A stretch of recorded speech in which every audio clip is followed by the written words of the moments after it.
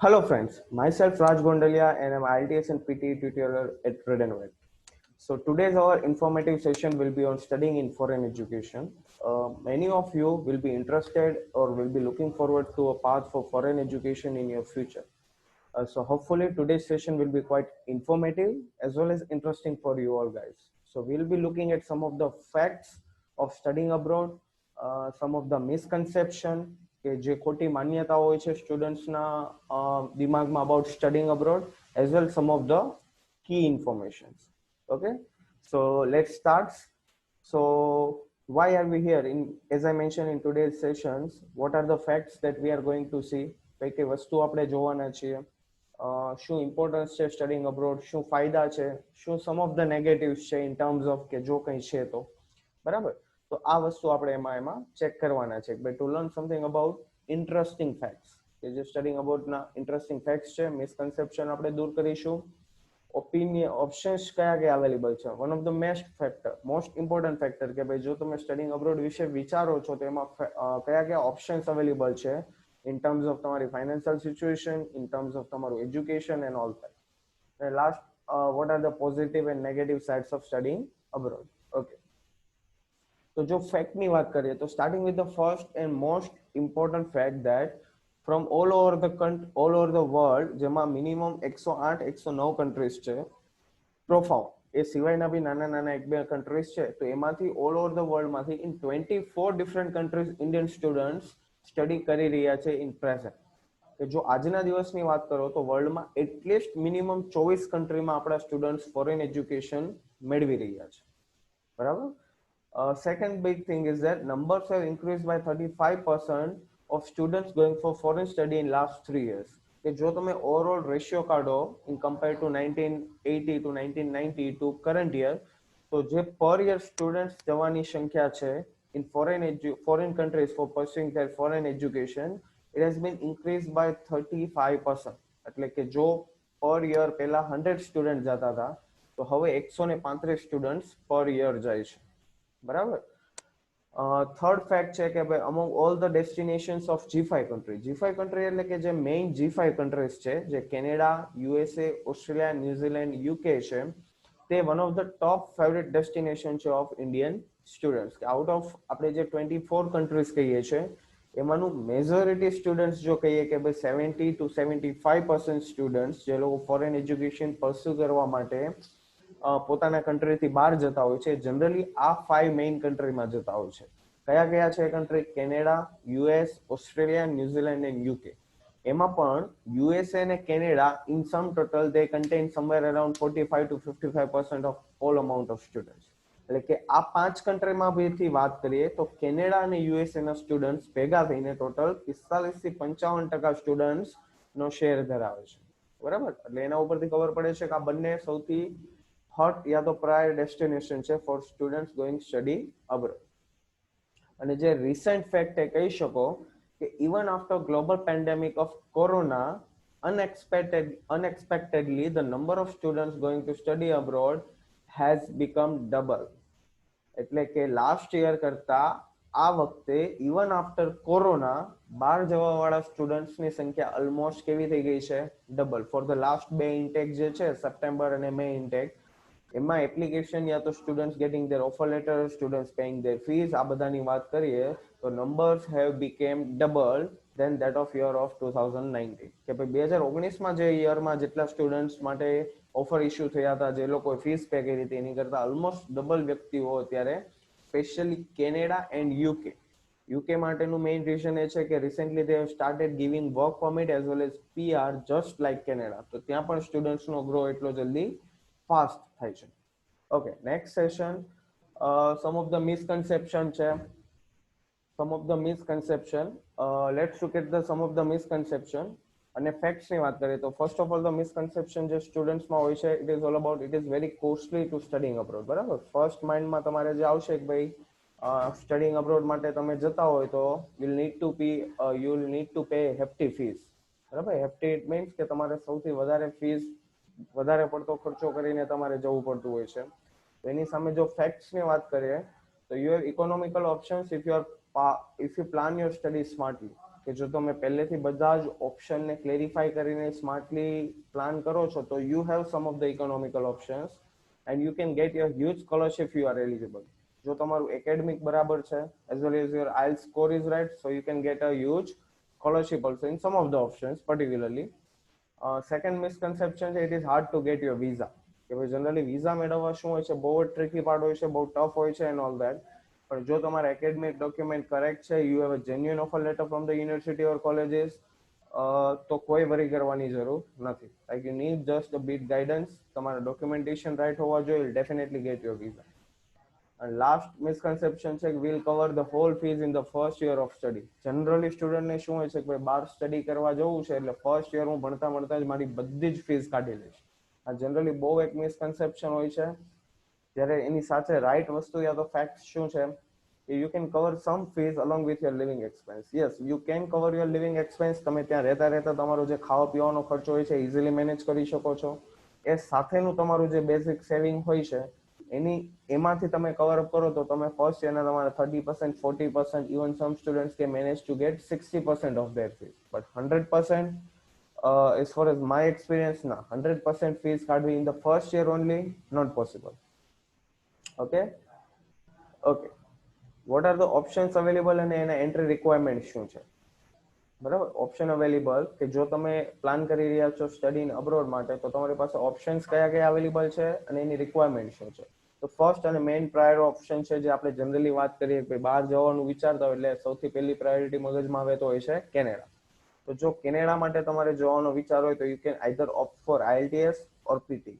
બરાબર, બે એક્ઝામના ઓપ્શન મળે છે તમને. બંને એક્ઝામ શું છે એના વિશે આપણે આગળ બેઝિક ઇન્ફોર્મેશન લેશું નાની મોટી, જેથી તમને તમારો આઈડિયા ક્લિયર થઈ જાય શું છે. યુએસએ માં જો તમે પ્લાન કરો છો તમારું બેચલર યા તો માસ્ટર્સ, તો IELTS એઝ વેલ એઝ જો તમે માસ્ટર્સ માટે પ્રિપરેશન કરો છો તો you need required your GRE exam. Third, New Zealand અને ઓસ્ટ્રેલિયા બંને સિસ્ટર કન્ટ્રી છે, બંનેની રિક્વાયરમેન્ટ સેમ છે. IELTS અને PT બંનેમાંથી કોઈ પણ ઓપ્શન ચાલશે. યુકે માટે either you can go with your IELTS or PT. In sum cases તમારે વિધાઉટ IELTS પણ તમે અપ્લાય કરી શકો છો જો તમારું 12th નું રિઝલ્ટમાં ઇંગ્લિશના માર્ક્સ સારા છે એઝ વેલ એઝ તમારું બેચલર જે છે એ મીડિયમ ઓફ ઇન્સ્ટ્રક્શન એટલે કે ઇંગ્લિશમાં કમ્પ્લીટ થયું છે.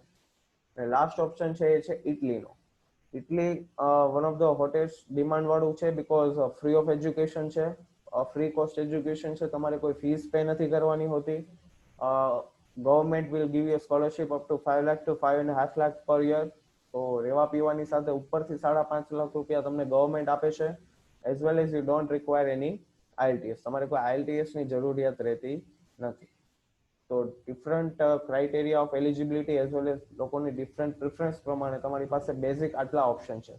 એ સિવાય પણ યુરોપના અમુક કન્ટ્રીઝ છે, સિંગાપુર છે, you can opt for that if you want. બરાબર, all depends on your future study, what options you want and what is your financial situation.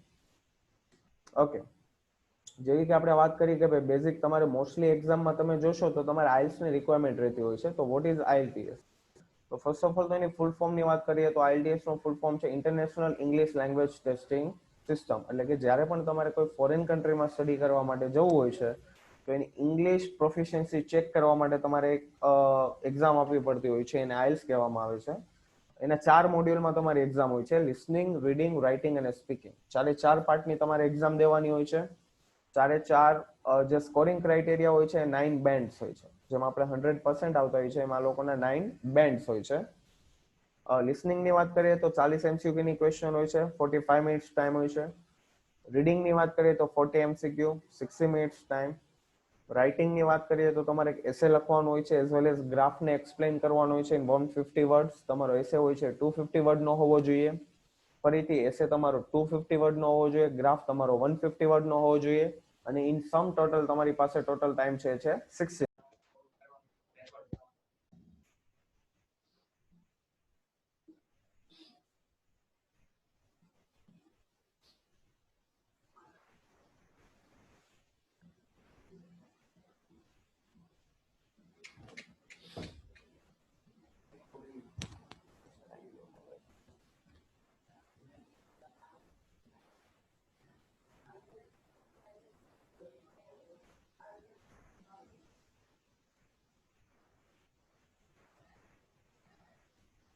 Okay, I think it was a technical issue, but આપણે continue કરીએ, resume કરવાની try કરીએ.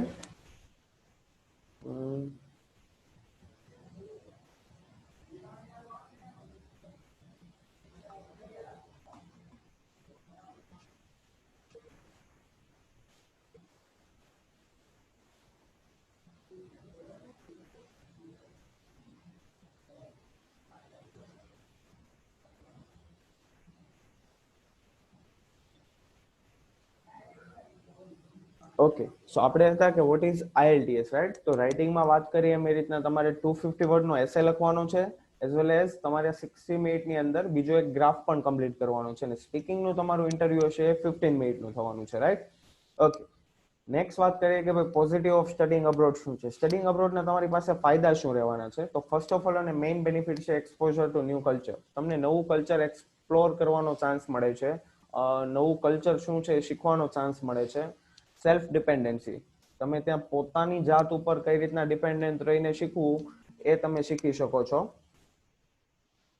Next વસ્તુ છે new personal and professional relation. તમે ત્યાં ભણો છો એટલે તમારી સાથે સાથે તમારો student as well as local connection બને છે, જે તમને સ્ટડીમાં એઝ વેલ એઝ તમારા ફ્યુચરમાં તમને હેલ્પ કરશે. Chance to explore new places, તમને નવા નવા પ્લેસીસ ટ્રાવેલ કરવાનો મોકો મળે છે. Chances two learn new language, હવે તો તમે કોઈ પણ જગ્યાએ સ્ટડી કરવા માટે જાઓ છો જ્યાં ફોરેન લેંગ્વેજ છે, નેટિવ લેંગ્વેજ ડિફરન્ટ છે, તમે ત્યાં 2-3 વર્ષ study as well as work કરો છો, તો you'll get to chance to learn new language, right? અને લાસ્ટ બટ નોટ લીસ્ટ, પણ સૌથી ઇમ્પોર્ટન્ટ કદાચ બેટર અર્નિંગ ઓપોર્ચ્યુનિટીઝ. એના ઉપર આપણે આવીએ કે ભાઈ કઈ રીતના બેટર અર્નિંગ ઓપોર્ચ્યુનિટી છે. તો here you can see that generally આ શું છે, તો ઓવરઓલ એવરેજ ઇન્કમ ડેટા છે. જનરલી કોઈ પણ આઈટી પ્રોફેશનલ્સ યા તો બીજા કોઈ પણ પ્રોફેશનલ્સ હોય એનું મિનિમમ પે સ્કેલ શું છે, તો એના રિગાર્ડિંગની એક બેઝિક ઇન્ફોર્મેશન છે. તો તમે જોઈ શકો કે જનરલી આ બધા જે કન્ટ્રી છે એમાં મિનિમમ વેજ પર યરનું છે $77,000. જર્મનીની વાત કરીએ તો $65,000. આ એવરેજ વસ્તુ હોય છે, બરાબર? તો આ કન્ટ્રીમાં જઈને તમે ત્યાંનું એજ્યુકેશન લો છો, ત્યાં જઈને વર્ક ઇશ્યુ કરો છો તમે, તો definitely it will help you two grow your career, professional career, as well as your income opportunities will also quite high. So that is the most important point યા તો most attractive point છે કે શા માટે વિદ્યાર્થીઓ generally foreign education opt કરતા હોય છે, right? અને લાસ્ટ વસ્તુ છે કે એના નેગેટિવ શું છે. Some of negative, so called negative શું છે કે ભાઈ જો કદાચ છે કંઈક તમે વિચારો તો એ વસ્તુ છે કે ભાઈ in the initial time it can be difficult to adjust. હવે તમે આટલા વર્ષ અહીંયા તમારા હોમ કન્ટ્રીમાં રહો છો અને રિસેન્ટલી યા તો અચાનક જ તમે ન્યુ કન્ટ્રીમાં જઈને ત્યાં તમારે બધું જ સેટઅપ જાતે કરવાનું થાય, તો ઇટ મે બી પોસિબલ કે થોડું ડિફિકલ્ટ બની શકે. You can feel homesick. Homesick એટલે બની શકે કે ઘણા વિદ્યાર્થીઓને ઘરની યાદ આવે, કે ત્યાં થોડા ટાઈમ માટે એક્લેમેટાઇઝ કરવું એટલે કે સેટઅપ થવામાં થોડો ઇશ્યુ લાગે, તો એ બધું બેઝિક ચાન્સીસ છે. પણ અધરવાઇઝ નો સચ મેજર એની ડિસએડવાન્ટેજીસ, બીજા કોઈ પણ મોટા ડિસએડવાન્ટેજીસ એમાં છે નહીં. સો ઇટ ઓલ ડિપેન્ડ્સ કે તમે કઈ રીતના તમારી જાતને કેટર કરો છો, અને અલ્ટિમેટલી જો તમારી પાસે ડિસએડવાન્ટેજીસ ઓછા છે અને પોઝિટિવ વધારે છે, so you can choose that part, right? Okay, so this is all about studying in abroad. Basic information આપણે લેવાની ટ્રાય કરી કે ભાઈ અમુક મિસકન્સેપ્શન શું છે, અમુક પોઝિટિવ શું છે, રિક્વાયરમેન્ટ શું છે. I hope this session will make a interest in you. અને જો તમારામાંથી કોઈ પણ વધારે ઇન્ટરેસ્ટ ધરાવતા હોય તો you can contact me for any further information. Okay, thank you.